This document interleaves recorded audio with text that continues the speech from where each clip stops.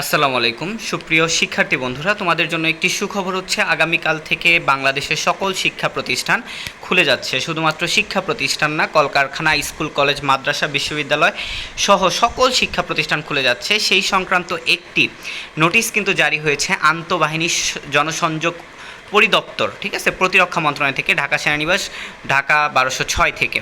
So সেটি দেখো বলছে যে আজ রাত 12টা থেকে আগামীকাল মঙ্গলবার ভোর 6টা পর্যন্ত কারফিউ বলবৎ থাকবে। আগামীকাল মঙ্গলবার সকাল হতে বাংলাদেশের সকল সরকারি, আধা সরকারি, স্বায়ত্তশাসিত, আধা স্বায়ত্তশাসিত বেসরকারি প্রতিষ্ঠান সকল কিছু খুলে দেওয়া হচ্ছে। তার মানে আগামীকাল থেকে আমরা স্বাধীন, আমরা মুক্তভাবে নিঃশ্বাস নিয়ে বাংলাদেশে বসবাস করব।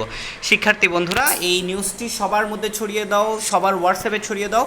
এবং এটা হচ্ছে যমুনা নিউজের একটি অথেন্টিক নিউজ, তোমরা দেখতে পাচ্ছ। সো আশা করি তোমরা খুশি। তারপর কি হবে অবশ্যই আপডেট জানাবো। আল্লাহ হাফেজ, সবাই সুস্থ থাকো, ভালো থাকো, আসসালামু আলাইকুম।